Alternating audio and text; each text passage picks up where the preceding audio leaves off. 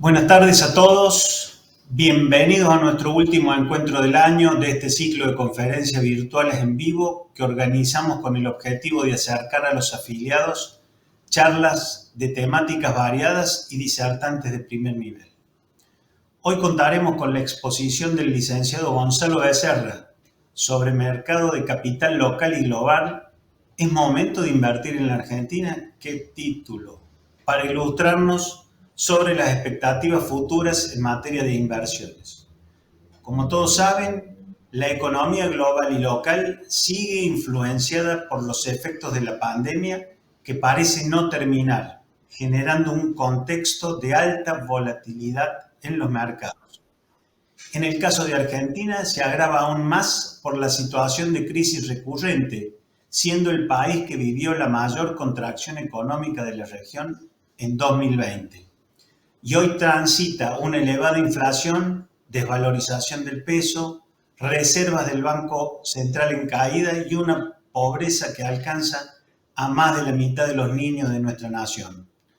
Sabemos que este contexto impone un desafío importante en materia de administración de fondos, no solo para el caso de los regímenes previsionales, sino también para todas las profesionales de ciencias económicas, que acompañan día a día a las empresas, allanando el camino sinuoso que imponen las leyes impositivas, aduaneras y laborales.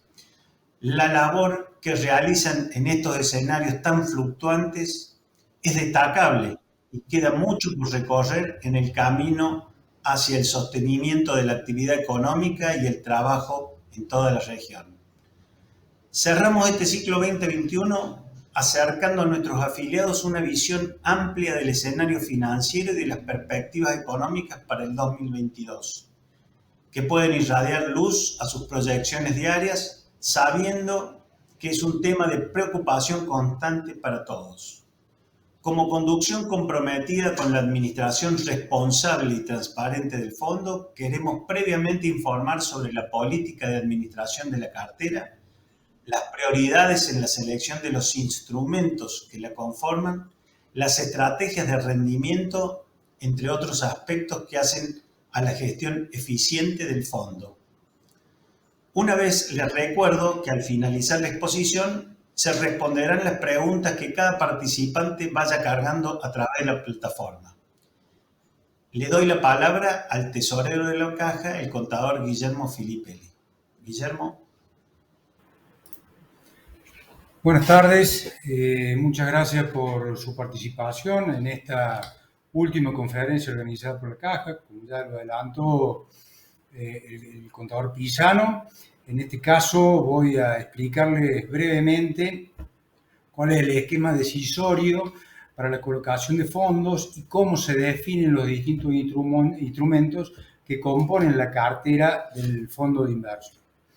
La caja de previsión tiene un perfil conservador en materia de inversiones, es decir, se prioriza la preservación del capital invertido por encima del rendimiento, buscando minimizar de esta forma la incidencia que puede haber de las fluctuaciones del mercado. Su horizonte de inversión es de largo plazo, dado su objetivo primario de brindar cobertura previsional a los afiliados actuales y futuros del sistema. Las decisiones estratégicas sobre composición de cartera de la caja se resuelven en reuniones periódicas de directorio en las cuales participa el asesor financiero externo y los miembros de la Comisión Asesora de Inversiones.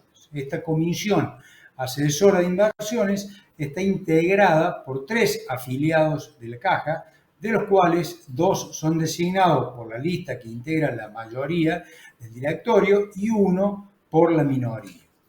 En cuanto a los distintos activos que componen la cartera, se busca combinar instrumentos de manera eficiente, considerando el plan anual de inversiones que es aprobado por la Asamblea, un adecuado equilibrio entre el riesgo vinculado a la inversión y el rendimiento que ofrece en función del perfil de la caja, que como lo dije anteriormente es un perfil conservador dada el objetivo del fondo. La diversificación en la composición del fondo, esto es, por clase de activo, por sector de economía, por esquema de renta, entre otros.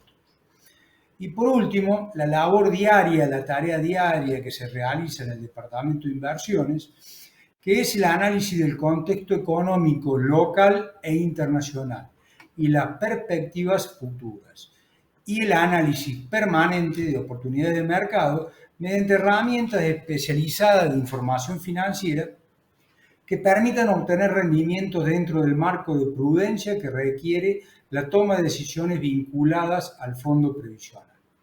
Estos son básicamente los lineamientos generales para la administración de la cartera de la caja, que se vienen observando y se vienen manteniendo desde la reforma de la ley de creación del régimen en el año 2012, que permitió ampliar el esquema de inversión del fondo. Esto hizo que se profesionalizara el departamento de inversiones para lograr el manejo de este fondo.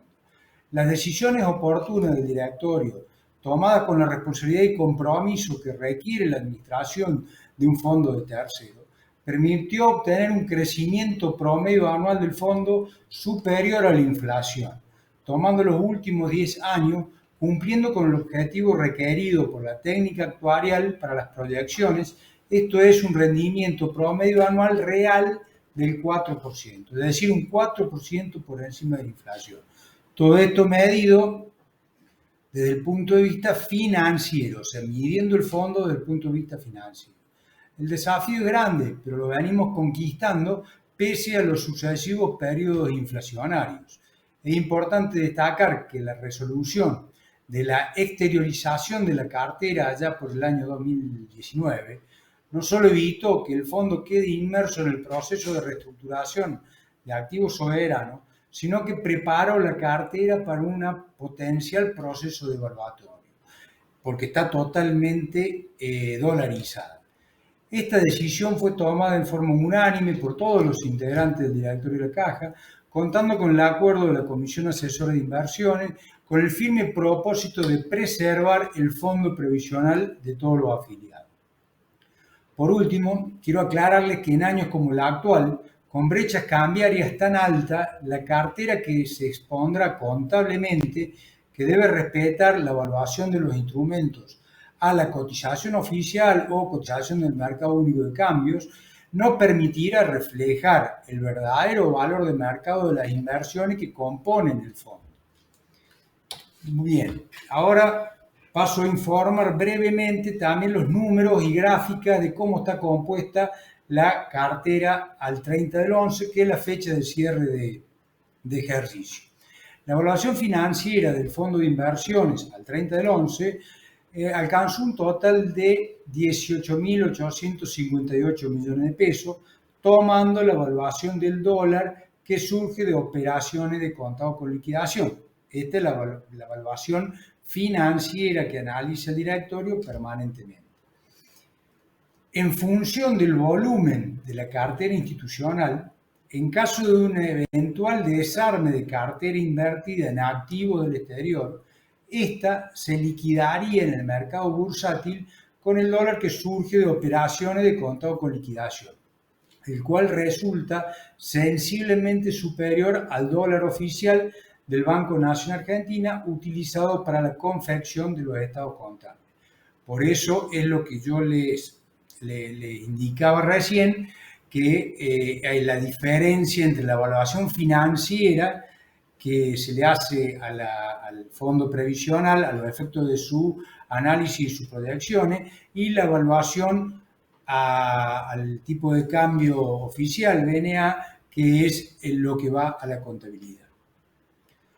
Continuando ahora con la distribución del fondo por clase de activos, vemos que el 43,2% está colocado en activos de renta fija, el 25,9% en activos de renta variable, el 19,3% en commodities, el 7% en economía real, el 3,3% en préstamos a los afiliados y jubilados y el 1,3% en fondos money market, que son las disponibilidades que se utilizan para el pago de prestaciones y los gastos ordinarios que permanentemente hay que afrontar de la caja.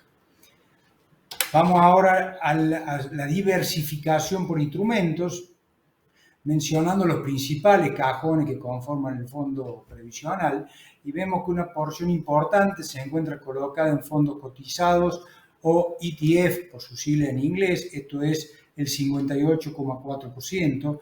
Por otro lado, tenemos el 21,7% en bonos corporativos, el 6,7% en ADR. No obstante, dentro de los mismos, a su vez, se encuentran diversificados también en su composición.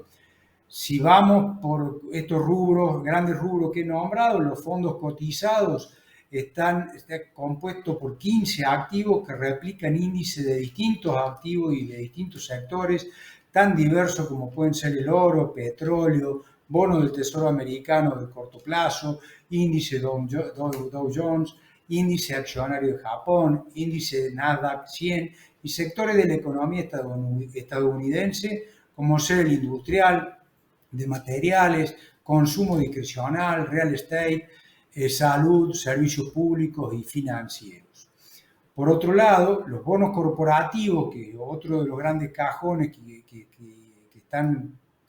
componen el fondo, está integrado por 14 activos, distribuidos también por diferentes sectores como el financiero, energético, de consumo masivo, inmobiliario, farmacéutico, siempre en empresas de primera línea y con calificación investment grade, para reforzar la diversificación sin descuidar el perfil inversor de la caja. Es decir, de los grandes cajones que le nombré inicialmente, a su vez está totalmente diversificada la caja a los efectos de lograr tener más protección del fondo.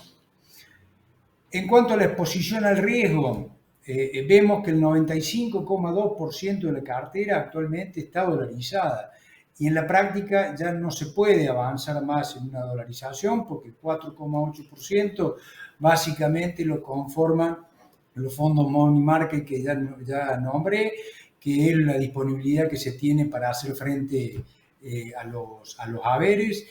Y por el otro lado está dentro de ese 4,8% los préstamos a los afiliados que tampoco, obvio, se pueden dolarizar. O sea, estamos con una cartera totalmente dolarizada. Y por el otro lado, solo el 9,3% está sujeto a riesgo argentino. En relación, ahora bien, a la custodia de los fondos, la caja posee 9 cuentas comitentes con agentes locales y 6 cuentas con agentes del exterior. Esto implica que el 87,2% de la cartera está custodiada transitoriamente en el exterior. Por último, quiero llevarle tranquilidad a los afiliados porque la caja trabaja con presupuesto austero para su funcionamiento, pero ambicioso en los beneficios para los afiliados, con metas superadoras en materia de servicios, coberturas y actividades sociales, permitiendo su consolidación como régimen integral. Esto fue posible gracias a una administración eficiente del fondo por parte de las diferentes gestiones que antecedieron a esta institución y que la llevaron a fortalecerse en los últimos años. Continuaremos con nuestro firme compromiso de convertir a la caja, a través de la gestión responsable, la innovación y la estrategia eficaz, en un ente previsional que sea ejemplo en integridad de prestaciones, promoviendo, y esto no es fácil, que las personas se involucren desde una edad temprana en los principios y valores de la seguridad social. Bueno, terminando acá con mi parte, ahora sí voy a presentar a nuestro invitado especial, Gonzalo Becerra. Él es licenciado en Economía y máster en Finanzas de London Business School. Entre 2005 y 2007 trabajó en estructuración en el equipo de securitizaciones del Deutsche Bank en Londres y fue anteriormente analista cuantitativo en el equipo de finanzas estructuradas de Merrill Lynch. Gonzalo ha sido profesor de derivados financieros en UCEMA, IGDA y la Universidad Siglo XXI. Ha sido director del Mercado de Valores de Córdoba entre 2011 y 2015 y es actualmente director suplente de Bolsas y Mercados Argentinos. Es presidente y CEO de Becerra Bursátil. Lo dejo entonces con ustedes, Gonzalo. Bueno, gracias Guillermo. José Luis, muchas gracias a la Caja por nuevamente invitarnos a participar y dar nuestra opinión para los que les sirva. Bueno, y en este caso sobre este tema no menor, esta linda pregunta, si es momento de invertir en Argentina. Obviamente un primer enfoque como economista estaría basado en supuestos y escenarios, pero quizá eso no serviría mucho, así que hice un análisis más bien, obviamente, como asesor financiero, asesor en inversiones. Y bueno, acá, si bien voy a tener una recomendación concreta, una opinión concreta, obviamente la respuesta depende de varios factores, de varias condiciones, ¿no? Y vamos a ir analizando cada uno para armar una matriz de recomendaciones en cada caso, ¿no? Y los puntos son, bueno, obviamente cuando decimos invertir en Argentina, tenemos muchos tipos de inversiones, ¿no? No estamos hablando de una sola inversión que se llama Argentina, sino que dentro del país está claro que tenemos muchos sectores, muchos tipos de activos, con distinta liquidez, que pueden ser inmobiliarios, agrícolas o instrumentos financieros. Después cuento cómo lo encaro, pero en general lo que vemos es una gran correlación que nos permite, no lo veo como un problema analizarlo con una sola variable, que ahora voy a explicar. Después el segundo punto es, desde el punto de vista del análisis o del asesoramiento para inversiones, y esto lo comenté en algunas charlas el año pasado, lo más importante acá es no tanto el análisis económico, de si las cosas están bien, mal, o van a andar bien, o van a andar mal, sino el precio actual en función de cómo creemos que van a evolucionar las variables en relación a la expectativa, ¿no? Ya después lo explico más en concreto. El tercer punto es el horizonte de la inversión, que me va a condicionar la recomendación. No es lo mismo alguien que quiere invertir a poquitos meses o una inversión de largo plazo. Ahí obviamente puede cambiar la recomendación, se puede invertir totalmente dependiendo el plazo. Y la última, y creo que es la más importante, que siempre tenemos en cuenta para lo que es una recomendación a un inversor, es la situación de cada inversor particular. O sea, no es lo mismo un inversor joven que grande, y principalmente lo más importante, sobre todo en esta recomendación puntual, es la posición actual del inversor previa a esa inversión, ¿no? Si ya está muy cargado en ese activo o poco cargado, creo que es lo más importante para analizar antes de decir sí, invertí en esto o no. Así que bueno, en ese sentido, arrancamos hablando un poco del tipo de inversiones que uno puede hacer en Argentina, ¿no?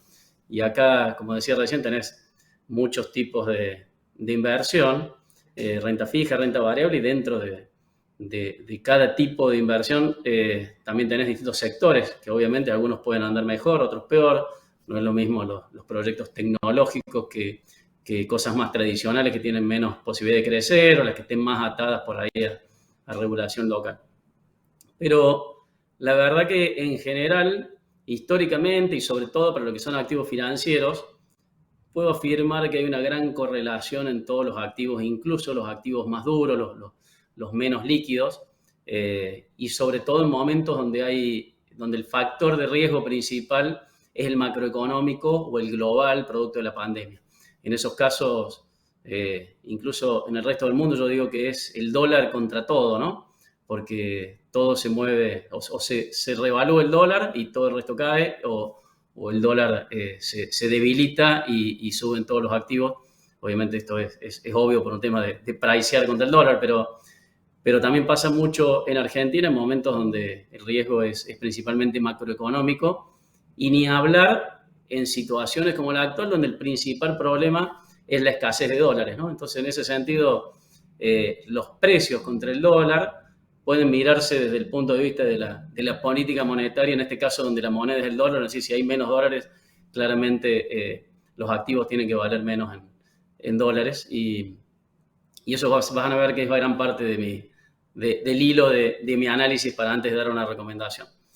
Y en este sentido, creo que eligiendo un activo, como es la deuda soberana en dólares, analizando y viendo las perspectivas, creo que podemos abarcar gran parte de los activos y suponer que todos están correlacionados. Entonces, yo básicamente baso mi análisis en la deuda soberana en dólares y supongo que el resto de los activos, como ha pasado históricamente, están relacionados con la deuda soberana, y cuando mejoran ciertas variables, mejoran todos los valores de los activos en dólares, ¿no? Entonces, y lo que tiene la deuda soberana, que es un activo de renta fija, por lo tanto tiene un valor de referencia que son el valor nominal. O sea, un bono está emitido con un valor nominal de $100 y eso hoy nos permite tener una idea de, en función del precio, si está barato o está caro, más fácil que si agarra un activo que no tiene un valor de referencia, no tiene un valor nominal, ¿no? Como sería una acción de una empresa. Particularmente hoy en Argentina tenés la ventaja para este análisis de que los bonos nuevos después de la reestructuración pagan cupones, o sea, tasas muy bajas. Por lo tanto, si eliminaras el riesgo país hoy en Argentina, el bono valdría algo muy similar a $100. Por lo tanto, el precio que tengan hoy los bonos te está diciendo algo muy parecido a la probabilidad que tienen de pago, o incluso cuántos dólares a valor actual está pensando que va a recuperar un inversor promedio cuando compra. Entonces, es como que es un muy buen indicador, por eso elegí los bonos soberanos en dólares para iniciar este análisis, para ver si Argentina está barata o cara, ¿no? Y después lo que tienen los bonos soberanos en Argentina también, que no lo tienen en el resto del mundo, es que se manejan como un instrumento de renta variable. O sea, en países industrializados un bono valor nominal $100 siempre va a valer algo muy cercano a eso, mientras que acá tiene una gran volatilidad y se mueven cuando las cosas andan bien o mal, igual o más que un activo de renta variable. Por lo tanto, nos sirve para mirarlos y suponer que la correlación general del sistema va a estar bastante alineada con el precio de esos bonos. Así que bueno, básicamente empiezo mirando valor nominal de algún bono para ver si está barato o está caro. Yo elegí el Global 2030. El Global lo que tiene, que es uno de los bonos más líquidos, te diría que es el bono líquido representativo, y además una inversión tiene un vencimiento a 2030, o sea, un poco menos de 9 años. Por lo tanto, también me parece representativo de una inversión promedio general en distintos tipos de activos. Bueno, ¿cuánto vale hoy un GD30? Alrededor de $33, alrededor de un 33% de su valor nominal. Con eso nos damos una primera idea, si los activos están caros o baratos. Bueno, la verdad que mirando el número nomás, diciendo 33 sobre 100, pensamos que es un valor, es barato, ¿no? Decimos que están tan atrasados, obviamente están baratos los bonos. Ahí las primeras dos análisis, históricamente, sí, históricamente está dentro de los valores más bajos, y también en términos de comparando el riesgo país con otros países, con igual o más deuda que Argentina, con algunos con problemas similares, pero no de escasez de dólares. Eso es un problema muy particular nuestro. Habiendo caído muy fuerte la economía en la pandemia en casi todos los países, habiendo tenido problemas de déficit fiscal, etc., muchos países similares no tienen el riesgo país que tiene hoy Argentina. Por lo tanto, en ese sentido, diría que está barato, salvo por una variable que es distinta, que es el problema actual que se está hablando en todos lados, que es la escasez de dólares. Por lo tanto, van a ver que el análisis en adelante va a estar relacionado con eso. O sea, si yo diera una recomendación acá y quisiera, y con el análisis hecho hasta ahora, dijera está barato, está caro, y la verdad que Argentina está barato a ese precio. Pero bueno, ahora vamos a ver lo que sigue y le vamos a meter el componente de la escasez de dólares para tener un poquito más de perspectiva y entrar en el segundo punto, ya no solamente mirar el precio por sí solo, sino decir, a ver, hacia adelante, mirando coyuntura y escenarios, qué perspectiva tenemos de que el precio mejore o empeore. Y ahí, bueno, para analizar un bono, que es un crédito con el Estado, tenemos que analizar obviamente la probabilidad de pago.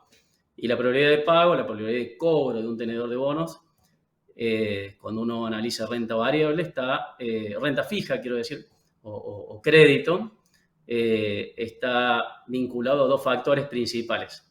Uno es la voluntad de pago del deudor, y otra es la capacidad de pago del deudor. La primera, lo que es la voluntad de pago, yo creo que no está en juego. Independientemente de la ideología o de la política o del tipo de gobierno, es muy poco probable que habiendo excedentes, habiendo capacidad fuerte de pago, gran capacidad de pago, un funcionario o incluso en las instituciones grandes o en las grandes corporaciones decida no pagar. La voluntad de pago tiene que ver más por ahí con otros títulos de créditos más chicos, donde el deudor saca de su propio patrimonio personal el pago. Por lo tanto, no creo que esté en juego hoy lo que es la voluntad de pago, sí la capacidad de pago, que ese es el problema principal, ¿no? Es lo que se habla hoy todos los días. Y la capacidad de pago obviamente depende en un bono que se paga en dólares, depende principalmente de la capacidad de generar esos dólares, ¿no? Y la capacidad de generar esos dólares obviamente es la que hoy está muy comprometida, digamos, para saber si las cosas deberían mejorar o empeorar, o si los precios de los activos deberían mejorar o empeorar. El análisis más simple que podemos hacer es, ¿cómo van a mejorar o empeorar la capacidad de generar dólares?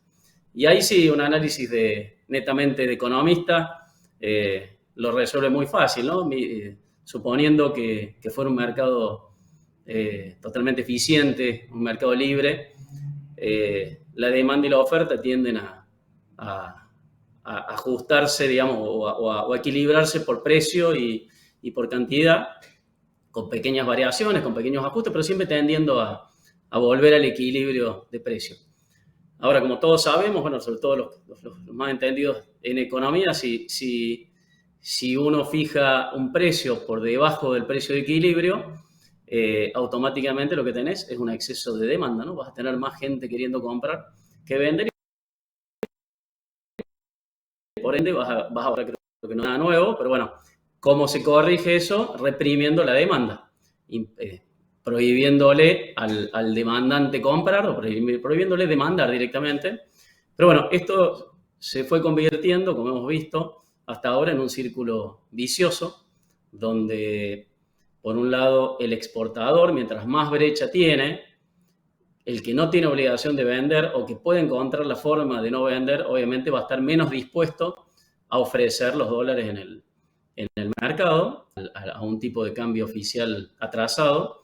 Y por otro lado, se te va incrementando la fila de demandantes, o sea, de importadores, o de gente que quiere importar servicios, o de gente que paga con tarjeta de crédito que quiere demandar dólares. Entonces, creo que entras en un círculo vicioso donde vas reprimiendo la demanda, pero se te va generando cada vez más demanda o se te va cayendo la oferta y nunca alcanzás a equilibrar el mercado. Por lo tanto, ahí obviamente la conclusión, que creo que está todo el mundo de acuerdo, por lo menos incluso los funcionarios que manejan economía y el FMI, están viendo de que obviamente el problema principal está siendo la brecha y que uno de los objetivos en el mediano plazo es eliminar la brecha.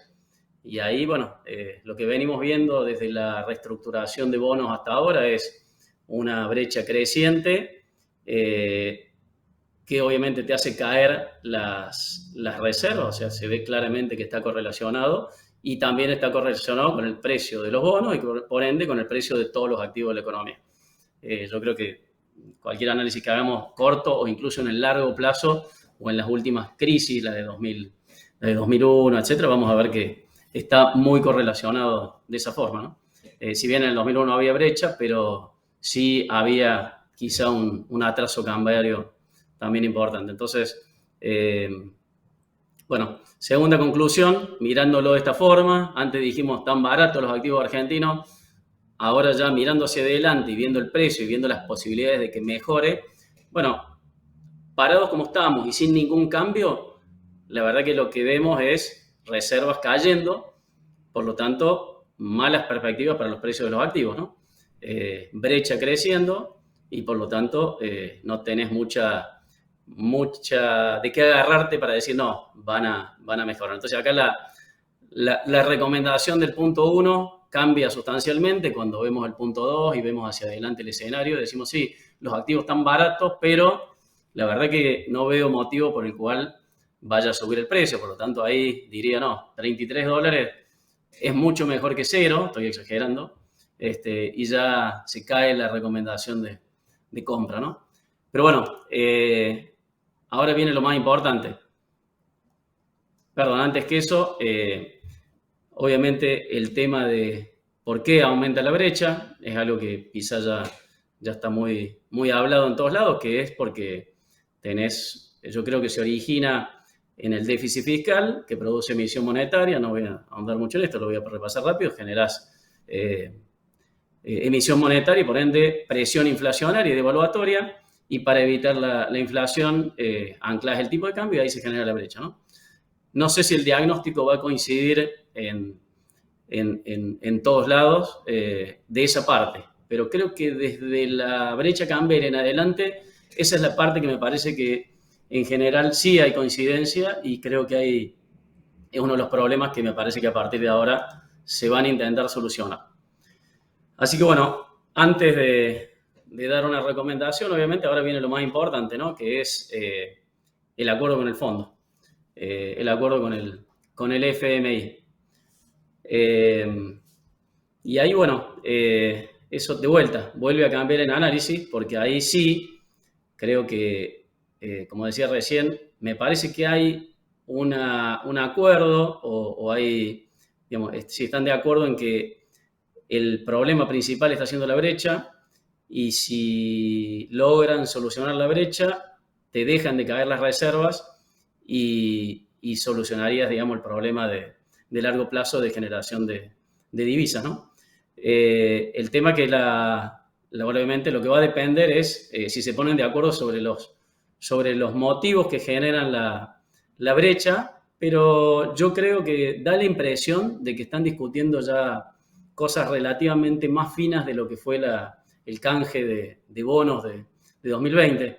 Me parece que por lo que se está leyendo, la discusión no es si hay que cerrar el déficit fiscal o no, sino en cuántos años queremos cerrar el déficit fiscal, o cómo. Es un tema más de gradualismo que de tendencia. Así que en ese sentido yo creo yo que vamos a llegar a un acuerdo con el Fondo Monetario, creo que se va a hacer. Y bueno, ahí obviamente sí creo que los bonos en ese sentido estarían baratos. Si hoy no tenés una hoja de ruta, hoy venís de 2 años de un aumento del déficit fiscal, caída de reservas por un tema de la pandemia o por lo que sea, y bueno, y presentás un plan donde medianamente se vea que hay alguna voluntad de mejorar los números, por lo menos en el corto plazo yo creo que los bonos y los activos en general pueden pegar un pequeño salto de 33% que están ahora.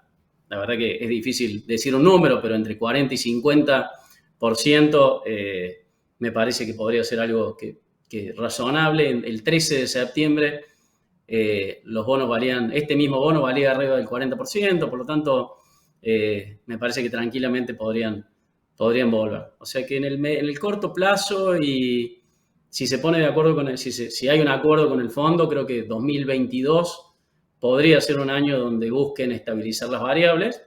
Así que bueno, ahí me animo a dar una recomendación, decir, bueno, sí, me posicionaría en activos, no necesariamente el bono, pero sí activos de Argentina, que de vuelta, después vamos a ver el punto 3 y el 4, dependen mucho de la situación de cada inversor y qué posicionamiento actual tenga en bonos de Argentina o en activos argentinos antes de cargarse con más de ese tipo de riesgo, ¿no? Pero en general, decir, bueno, una ficha relativamente prudente y de corto plazo en activos argentinos, hoy no sería nada disparatado, sobre todo para alguien que no tiene muchos, que está relativamente líquido o cubierto, ¿no?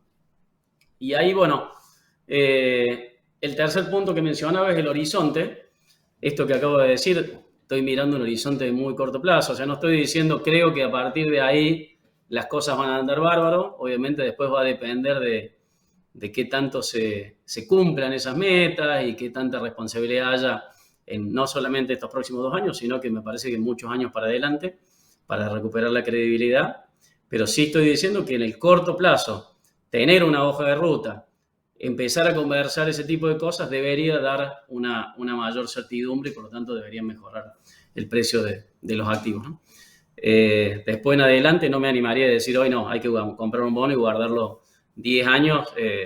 Eso es más difícil de afirmar, pero bueno, el largo plazo se compone del corto más un poco más, o sea que empezaría o sea, recomendaría algo de activos argentinos de acá a 2022 y después ir monitoreando cómo sigue, ¿no?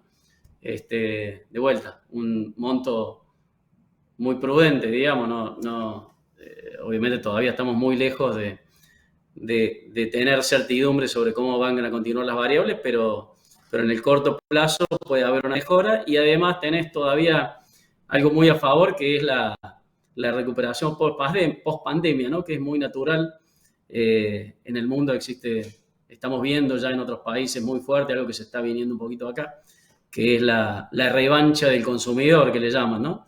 Donde ha habido consumo reprimido, que se junta todo ahora obviamente en ciertos sectores donde han podido tener ahorros, no es digamos, no en toda la economía, y menos en países donde tenés una gran pobreza, pero sí en mayor o menor escala tenés esa reacción de la revancha del consumo, bueno, y lo estamos viendo creo que localmente en turismo, en viajes, yo creo que obviamente se nota una gran actividad y en varios sectores, yo por lo menos veo a nivel micro mucha gente comentando de que tiene bastante demanda de servicios, ¿no? En algunos sectores, no en todos, pero algo de recuperación se nota. Así que bueno, y el último punto, de vuelta, vuelvo a relativizar en relación a la situación de cada inversor, ¿no? No sé, un institucional, un fondo que posicionó todos los activos en dólares, vendió los bonos en 90 y pico % y está muy líquido y muy internacional, bueno, para mí ahí es bastante razonable hoy pensar en meter de vuelta algo de riesgo local, de vuelta, tradeando solamente el acuerdo, no el largo plazo, pero por el otro lado tenés una empresa, una persona que tiene todos sus activos locales clavados en inmuebles y su negocio dependiente principalmente de la macroeconomía local y de la regulación y por ende sus ingresos atados a lo local, bueno, en ese caso obviamente no sería tan recomendable aumentar su exposición, sino al revés, tratar de tener liquidez, porque obviamente la volatilidad en el corto plazo la vamos a seguir teniendo y hay muchos problemas todavía claramente que no sé cuándo se van a resolver. Así que bueno, creo que ya con eso doy un resumen un poco del análisis y escucho preguntas sobre esto, bueno, o sobre otros temas que puede ser sobre el tema global también, que no hable nada, pero bueno, quedo a disposición.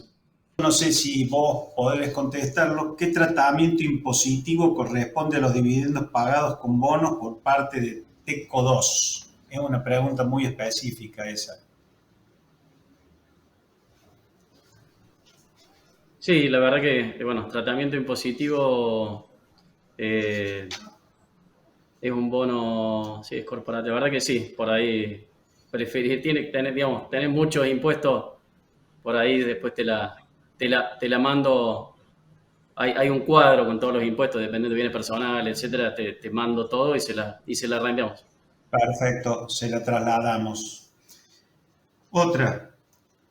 ¿Cómo nos aconseja que lo hagamos con nuestros clientes si nos plantean una inversión en el exterior en dólares? ¿Va a superar la inflación de nuestro país y además obtendrán un resultado superior? ¿Cuál sería la mejor opción para vos? Muy buena pregunta, porque ahí justamente está relacionada con la última parte. Y depende mucho del inversor y de sus objetivos y en qué va a medir su patrimonio, ¿no? Si el inversor va a medir su patrimonio en dólares y independientemente de la inflación, como pasa mucho localmente, y bueno, hay una inversión en el exterior, en dólares, un bono del tesoro, digamos, estarías cubierto con bajo riesgo, pero si el inversor local es alguien que necesita, ya sea por una empresa, porque necesita esos fondos para comprar capital de trabajo o para lo que sea, lo va a medir contra la inflación y Y en un proceso de recuperación, yo creo que sí tenés un riesgo de que quedes por debajo de la inflación, ¿no? Digamos, creo que la inflación proyectada, si es que se cumple lo que se está pensando para salir de esto, creo que vamos a tener altas tasas, alta inflación, y si la confianza medianamente se logra recuperar, aunque sea parcialmente, vas a tener como un freno en lo que es el tipo de cambio, que ha subido muchísimo. Y bueno, si tenés, no hace falta que empiece a bajar, pero con que medianamente se frene el aumento del contado con liqui y suba muy poquito o no suba, con tasas altas, y podés tener una pérdida contra poder adquisitivo local. O sea que básicamente ahí la recomendación para los clientes es medir eso, ¿no? ¿Qué va a hacer? Una pregunta que yo por ahí hago es, ¿qué vas a hacer de acá a 2 o 3 años con esa plata? Suponiendo que la tenés que retirar y tenés que hacer algo y ves qué te dice. Si te dice, no, mira, voy a comprar, lo voy a usar para viajar, o voy a comprar una propiedad, y la mayoría de las propiedades hasta cierto punto están en dólares, o si vas a viajar obviamente vas a necesitar dólares, por lo tanto ahí no tenés el problema tanto inflacionario en pesos. Ahora, si es un inversor chico que lo va a usar en gran parte para, no sé, para gastos corrientes o una empresa de capital de trabajo, y sí, hoy quizá me inclinaría más esperaría un poquito más, pero si las cosas pintan un poco mejor, me inclinaría más a activos por ahí que te cubran más de la inflación y no tanto dolarizados. Perfecto. Otra pregunta. Si bien usted es especialista en mercados bursátiles, ¿cómo evalúa el precio de los activos no financieros vinculados a mercados de exportación, especialmente commodities como campo? ¿No es tiempo de invertir en ellos? Bueno, yo lo que decía recién es que en general lo que vemos en la historia y en distintos países es que hay una gran correlación hoy por hoy, no solamente en activos financieros, sino que en todos tipos de activos, sobre todo cuando la variable principal de riesgo es la macroeconomía y sobre todo cuando se trata un poco de escasez de dólares. Entonces, en ese sentido, si yo creo que los activos van a mejorar sus precios, eso vale para todos los activos. Entonces, cada uno por ahí en su sector decidirá qué es lo que más conoce, porque aparte comprar tiene que ver con un tema de timing y saber elegir bien lo que uno compra, sobre todo cuando no estás comprando bonos. Digamos, si yo tengo que comprar campo y no voy a tener mucha idea, porque el que conoce de campo y encuentra una buena oportunidad, que es a veces mucho más importante que el timing, y sí, obviamente comprar tierra también sería lo mismo, digamos, que comprar otro activo. Lo que sí, en relación a la parte del plazo de mi análisis, sí tengo un poquito de miedo en el sentido de que yo todavía el largo plazo no lo veo tan claro. Estoy diciendo, bueno, una hoja de ruta puede ayudar a que los activos mejoren un poco por un tema de que ya hay un poco más de previsibilidad, pero después depende de muchas cosas más, y todo lo que son inversiones inmobiliarias son de largo plazo. Entonces ahí, bueno, tenés un riesgo de iliquidez y no poder salir tan rápidamente como podés salir de un activo financiero. Perfecto, vamos a las 4 últimas preguntas. Teniendo en cuenta un contado con liquidación en 220 pesos, ¿no luce atractivo hacer carry con algún bono en pesos, por ejemplo SER, teniendo en cuenta una inflación piso del 50% de este año? Sí, de vuelta, depende de la situación de cada inversor. Claramente para alguien que busca pesos y que mide su cartera en pesos o inflación, sí, resulta atractivo. Lo que hay que ver siempre en finanzas y en mercado de capitales son los flujos, digamos, de dónde a dónde están yendo los flujos. Entonces, mientras sigamos viendo éxodo de capitales, y no me animaría todavía a vender e irme rápidamente al peso, cuando veamos algún poco de certidumbre y alguna estabilización y un aumento de tasas que dé alguna perspectiva de estabilidad. Y sí, yo creo que va a ser muy buen momento para de vuelta volver a tasa en pesos, ¿no? Pero sí, es lo que... Si las cosas salen bien, si más o menos se da lo que se está proyectando, creo que es lo que volvería. Bueno, yendo al ámbito internacional, teniendo en cuenta esta inflación como todos esperábamos no transitoria, ¿cuál activo global considerás como mejor hedge inflacionario? A mí me gustan puntualmente los commodities y la verdad que no coincido tanto en que vaya a ser transitoria la inflación. Creo que ya los últimos comentarios Sí, han sido más tendientes a eso, perdón. No sé si así era la pregunta, pero sí, la, la- sí. ah, lo que se está viendo es que la inflación en el mundo ya no sería transitoria. Yo pienso eso desde el primer momento. Tenés una emisión, la emisión monetaria del mundo equivale en un solo año al 25% de todo lo que se emitió en toda la historia de la moneda en el mundo. O sea, eh, metiste un cuarto más de toda la base monetaria en un solo año. Por lo tanto, me cuesta creer de que la emisión, de que la inflación sea transitoria. Lo que pasó hasta ahora es que tenías de vuelta, como ahora está pasando lo que es la revancha del consumidor, tenías con su consumo reprimido porque la gente no podía salir de su casa, porque un montón de cosas no podían hacer. Entonces la gente que compraba, Google, Apple, se metía en Estados Unidos, pasaba mucho, que todo el mundo abría cuentas bursátiles e invertía en lo que más conoce. Lo que pasa mucho en el inversor chico es que compra lo que más conoce, te compra lo que consume. Te compra Apple, te compra Google, te compra... Y Ya. hoy está vendiendo esos activos y está usando esa plata para comprarse cosas, para viajar, para distintas cosas que antes no lo podía hacer. Por lo tanto, hoy esa inflación financiera que le llamaban hace un año, hoy se está transformando en inflación real. Y bueno, en ese Perfecto. sentido, tenés dos cosas, tenés inflación y tenés, perdón, para terminar con la Sí, pregunta, sí. tenés el tema de la demanda en un proceso de recuperación, lo que tenés es demanda de commodities, ¿no? Sobre todo de energía. Y lo de energía puntualmente me gusta mucho porque lo que está pasando en el mundo es no solamente la recuperación, que las fábricas empiezan a funcionar de vuelta, etcétera, sino también tenés una gran demanda exponencial, tanto por el lado de la minería, de Bitcoin, etcétera, y también por el lado de la inteligencia artificial, que tenés servidores, cada vez más servidores dedicados a almacenar software de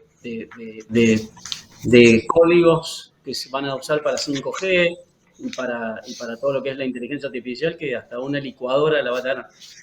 Entonces, la demanda proyectada de energía en el mundo para mí es enorme, por lo tanto, yo me posicionaría dentro de los commodities, me gusta mucho la energía. Perfecto. La penúltima. ¿Consideras que el acuerdo con el FMI o por alguna disposición política del gobierno se puede ajustar los valores de los dólares del mercado MEP y CCL? ¿Ajustar en qué sentido, digamos? Calculo que lo que dicen Bueno, es que acá dice ajustar los sería, valores. Digamos, debe ser por la brecha, me imagino yo, supongo, claro. que debe ser. Eh, Difícilmente veo cómo pueden hacer para cambiarle el precio a los activos, porque en realidad el MEP y el CCL es una diferencia de precio del activo contra peso y del activo contra dólares. Entonces, si vos hoy decís, bueno, ¿cuál es el que más se usa? Para el minorista el AL30. Bueno, el AL30 a partir de mañana vale tanto contra dólar. Entonces, la relación te da lo mismo que el oficial.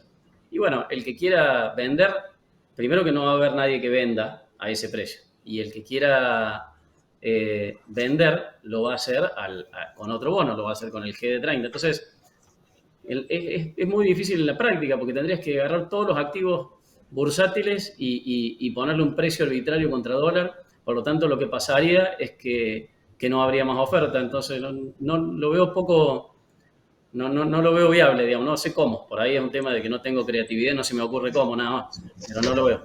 Perfecto, perfecto. Vamos con la última. Y el contador que pregunta dice, muy buena presentación. ¿Qué opinión tiene sobre la reversión de las restricciones externas argentinas teniendo en cuenta que hay una mejora notable actual versus año 2018-2020? ¿Qué impacto en revalorizaciones en Argentina puede tener esta falta de reconocimiento argentino de los participantes del mercado financiero. No sé si entendí bien, pero si hablamos de confianza del inversor y yo creo que el inversor en general maneja mucho, y este término los economistas lo usan mucho, expectativas adaptativas, ¿no? Que en ese sentido, mientras más Argentina incumplió, mientras más problemas hemos tenido durante más tiempo prolongado, y yo creo que es mayor el tiempo que hace falta para recuperar la confianza. No es lo mismo haber tenido un problema durante una semana y en una semana recuperar la confianza que haber tenido problemas, haber defaulteado tantas veces, haber tenido tantas reestructuraciones. Yo no veo que hoy por hoy, con un acuerdo rápido del fondo, vamos a acceder rápidamente a los mercados internacionales. Yo creo que para poder acceder a los mercados internacionales, además del acuerdo con el fondo, vamos a necesitar varios años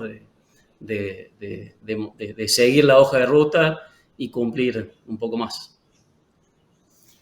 Bueno, muchas gracias a los expositores Gonzalo Becerra y Guillermo Filippelli.